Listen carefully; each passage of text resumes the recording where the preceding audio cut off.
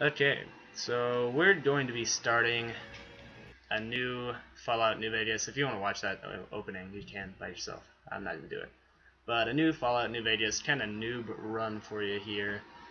If you're a little bit slow, wink, or you're just new to the series or anything, you want to pick it up, I'm going to show you a little bit about the game, I guess, or how to start. And here's all my packs and stuff it'll tell me that I've downloaded. This is Gunrunner's Arsenal and things like that. Definitely give you a big boost to this game starting out. I'll show you the stuff that you get in a little while. This is your main man, Doc Mitchell. He's pretty much the tutorial guy. Easy there, easy. And you've just been shot in the face by a one Mr. Benny. I don't think he has a last name. He's pretty much the epitome of 1950s douchebag. So, yeah. And we're gonna name our guy Clint here. There you go. Clint. Yeah.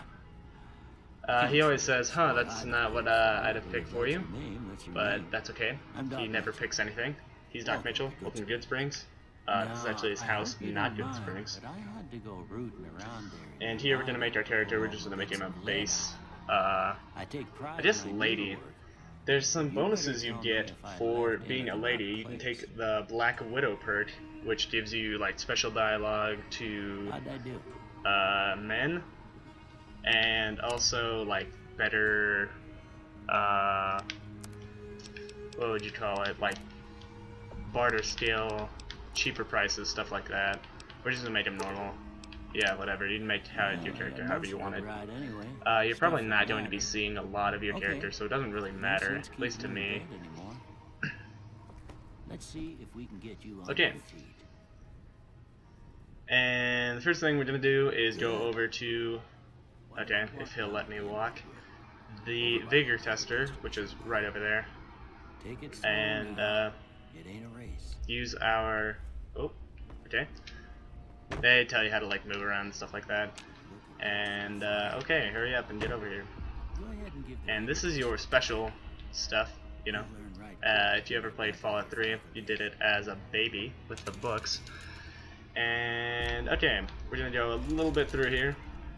Starting strength, and I usually put mine up pretty high because you get that's how you get more carrying capacity, and I think also damage resistance. Endurance, you kind of want in this game. Oh, I totally skipped over perception here. Perception is like the distance in which you can see enemies, and it, like, as you can see there, it affects your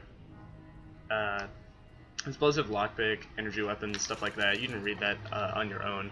Endurance in this game is a little bit different than in Fallout 3, because in this game you can go to a medical clinic over by the Gunrunners, northeast of there, and get body augmentations, and each one of your skill points in it goes to how many augmentations you have, or you can get, I think. And so if you have, if you have 1 in that skill, then you can only get 1, but if you have 6, like I have now, you can get up to 6. Charisma, really good for, good for speech and things like that. I usually put that up pretty high. Intelligence, science, repair, medicine, stuff like that, usually keep that average.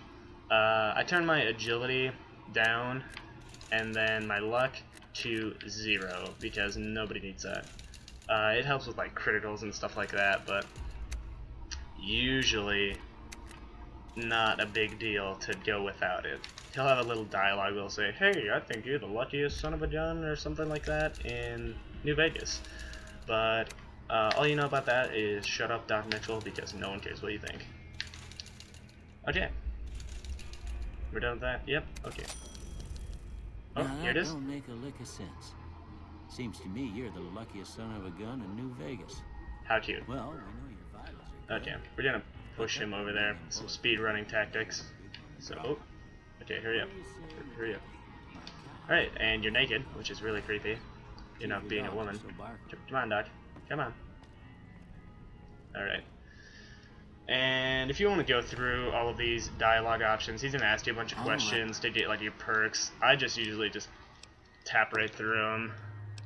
The way you answer these questions is going to like influence your stats and things like that. But I usually just like to go right through it and then change them like he will right now. And these three are the ones that you can pick to boost up immediately, otherwise all of these are basic.